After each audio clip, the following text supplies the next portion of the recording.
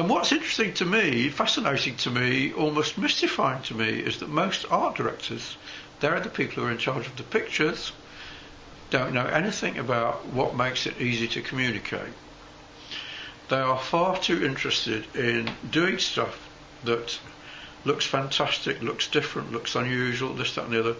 The job of the art director was well put by one of the great typographers of the 20th century, a chap called Morrison, who said that the words should never be arranged in such a way as to get between the meaning and get between the reader and the meaning. And an awful lot of words are arranged just like that. They make it difficult to read. So what I did a few years ago was I put together a series of layouts and copy to try and explain to people what makes your words easy to read. Imagine, for instance, that you've written some fantastic copy, but only half the people that read it find it easy to follow or comprehend. What can that do to your layout? What can that do to your sales? Well, I can tell you what it can do to your sales. It can halve them.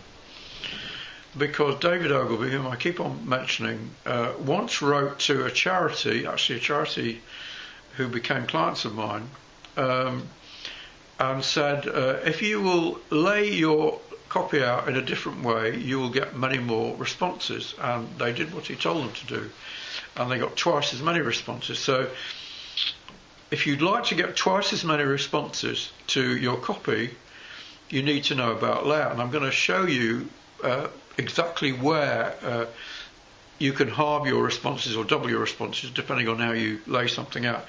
So let's start by looking at what we call the classic layout. You see there's a picture at the top. There's somebody in there. That's always a good idea. If you put faces in, people look at faces. There is a caption, and the caption is there because captions are almost as heavily read as headlines. There are lots of figures bandied about, but broadly speaking, 8 out of 10 people will never get beyond the headline in an ad. Okay? That's why the headline's so important. 6 out of 10 will read the caption, so never have a picture without a caption. So I'm just going to point out some of the things that make this layout very effective. You see, the next thing is a subhead. As I say in the copy, it makes it easier for people to get into the copy. I always think it's a bit like an hors d'oeuvre in a meal. And then you see there is a big D there, a dropped initial cap. That will increase readership. You will see that the paragraphs are relatively short. You will see that there are crossheads which tell the story. They tell the story more or less so that people can glance, hover over the copy and decide whether they want to read or not. If they know what the story is about, they will see that there is a coupon there. This is an advertisement. And the reason that there is a coupon there, and it's very, very bold, is that the bolder the coupon, the more replies you get. This means that if you're not having a coupon, which most ads don't have a coupon nowadays, they send you to a website, make sure your website address is very bold. Yeah? You'll see also that the layout has got narrow columns. This is because have a look at me now. I look like one of those nodding dogs in the back of a motor car. Have you seen them? Yeah? People have. If the copy is set to a long line, more than about 50 characters, it's hard for people to take in by running their eyes down the line. So that's why you have narrow columns. Now let's look at all the other things that are the examples I've given. But first of all, please don't just look what I've showed you. Please read it, because the copy that I wrote there quite a few years ago, I wrote simply because I had seen some very, very interesting research. It was done for the Newspaper Bureau of Australia by a professor at the University of South Wales called Colin Wheeldon. Now, up to that time, and still to this day, I actually saw it yesterday looking at something on the internet.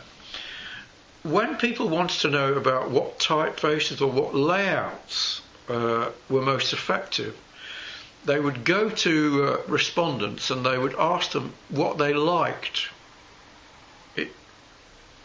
Ladies and gentlemen, I don't give a damn what you like, or what I like, or what my neighbour likes, or what my marketing director likes, or my client likes, or my art director likes, or my mother likes. All I care about is, did you find it easy to read and comprehend? And what Colin Wheeldon did was, instead of asking people what they liked, he simply asked them to read things laid out in different ways, and then he simply asked them, number one, what do you think you've just read? In other words, how well did they comprehend what they had read? And then he asked them, how easy did they find it to read? Nothing else, nothing about it. Did they like the typeface? And that's very important. It's the reason why every time you look at research into anything, not just this, anything, pay no attention to stuff that is just about people's opinions. Try to focus on things that revolve around what they did, what they understood, how they acted, not just whether they liked it or they didn't like it. The history of marketing is littered with examples of campaigns that won awards and blah de blah de blah de blah, but didn't sell a sausage. Yeah. So here we can see, here's another layout, and we can see that the copy is reversed out, white on black. This is very, very common, particularly on the internet. And let me tell you something, what I'm about to tell you, what I'm telling you now, applies on the internet as well. The same principles, and the reason for that is, this is probably going to amaze you, actually, when people look at a screen, their eyes work in the same way. They don't sort of switch over to something else, you know. Yeah. They react in the same way. You know.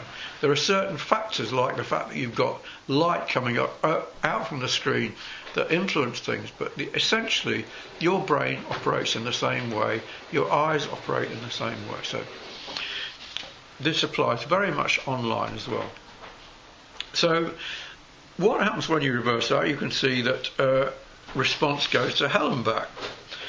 And what happened, the thing I referred to earlier, David Ogilvy saw some ads for Save the Children, and they were all reversed out. And he said, look, I'm not pitching for your account, I don't want your business, but I'd like to see you get some more money.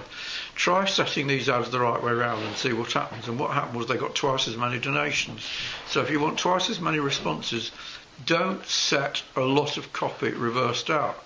Of course you can set a bit of copy reversed out for contrast, but not a lot of copy. It makes it hard work. Let's move to the next one. And I've already made this point to you, but you can see the headline where it says if you set your copy to a long measure, the eye has to go back and forth and so on. And I've given the example there of putting the coupon, as I always used to say, looking as though an elephant has sat upon it.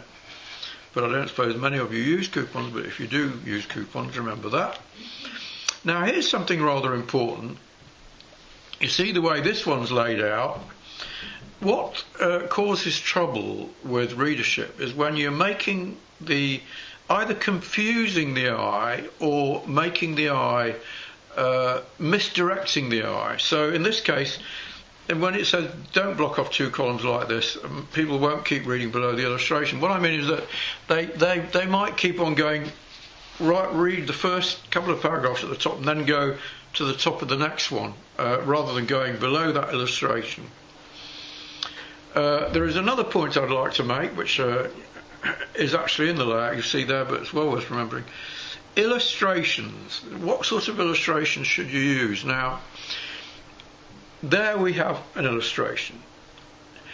There are three types, well, there are actually four, I'm being a bit broad with one of them, but four different types of visual device, if you like, essentially. There is the cartoon. The cartoon is the least credible thing, but it tends to attract the most attention. So if you want to attract people's attention, but you're not bothered about credibility, you're not trying to make them believe something, then use a cartoon. If you want people to believe something, then use a photograph. I did test in the 1960s, in my first job as a creative director. I tested all kinds of things, and one of the things I tested was the difference between a drawn illustration and a photograph, and the photograph of an identical scene increased response, as I recall, by about 50%, because it was more credible. This is important if what you are selling depends to some degree on its looks for the success of your advertising or marketing. There is another form of visual device which will say the graph or the infographic. This is a good way to convey a lot of information quickly. Although I have to tell you that, and I blush to confess I don't know, because I haven't seen any research on this, but by God, when it comes out, I'll see it probably. I suspect that many infographics are too complicated. That's what I suspect, and that they actually confuse more than they illuminate. They don't work very well for me as a human being, but well, more or less a human being. But maybe they do for you. But that's what they're there for. So those are the 4 types of illustration. And that's the problem you have with blocking off columns with your headlines. The next example illustrates the law of gravity. When the headline is placed below the copy, people can't be bothered to move their eyes up to start reading. And you can see there people's faces. Don't forget, and I think I may have mentioned it all, I always have people in there because people look at people. Here's an example of where somebody's put a coupon in a way that it blocks off the column, in the same way that the example I gave you just now, blocking off the column when we were talking about the illustration. So be very careful when you put things there. The next example, very, very important. You will see that the typeface that I showed originally had serifs. The serifs are those little feet that go along the bottom of the line, and they help to keep a person's eye on the line. If your eye slips down below the line, then you have a bit of a problem. Comprehension lowers. There are certain typefaces that were designed for the internet early on, when there weren't enough pixels to show those little feet, and they have the same effect as a proper serif face, such as Times or Courier. They work very well. I think Verdana is one of them. You can see which ones they are. Get on the internet, study. I recommend studying. I'm not very clever, but by God, I've done a lot of studying. Next one, caps, setting things all in capitals. Very popular amongst art directors and very stupid. And the reason for that is that if let you take my name, Drayton, Drayton, it has a shape. There's an A, and then there's a Y that goes down, and there's a T, so it's got a certain shape. But if it's all set in caps, it's got no shape. We recognise shapes, not individual letters, when we're reading. So those are important things about layout, and here's a little bit more. Essentially, anything that makes it easier for the eye works better. And you'll see there justified, which is where both edges of a piece of column are, straight down. That's the easiest thing to read. If it's ranged left, i.e. the typeface is busted up against the left a bit, on the right it's all ragged. That's a little bit more difficult. If it's ranged right, it's bloody hard work, because the eye has to adjust at the beginning of each line. And if it's ranged centred, very popular amongst art directors, that is insane if you want for good readership. So there are a number of other things that you might like to know. Number one large picture attracts more attention than lots of small ones generally. 2, a picture of somebody staring out of the page at you works very, very well. We're trained to look at other people looking at us. There's something in it. 3, if you put something odd in a picture, that will attract attention. Now, the most famous example is this one I'm going to show you, which helped to make David Ogilvy famous, and that's an ad with a man wearing a black eye patch. People are wondering, what's it doing there? If you can put something in there that has people saying, oh, what's it doing there? That's very good. Next one, don't have too many extraneous props. Don't have a lot of things that distract from the subject. And I'm going to show you a picture now of a layout, and you would never know, because it's full of shoes, that it's selling a car. It's absolute stupidity. So those are the sort of things that matter very, very much with layout. And it's just as important as knowing what matters when it comes to copy. Now, layout is just one aspect. The visual is just one aspect of what makes for successful communication. The core of communication is copy. Content, as they call it now, is everything. It's like pictures, it's words, it's pictures that move, pictures that flash, words that jump up and down, it's sounds, it's all content. But the important thing to do is to make sure that whatever your content may be, it is easily taken in.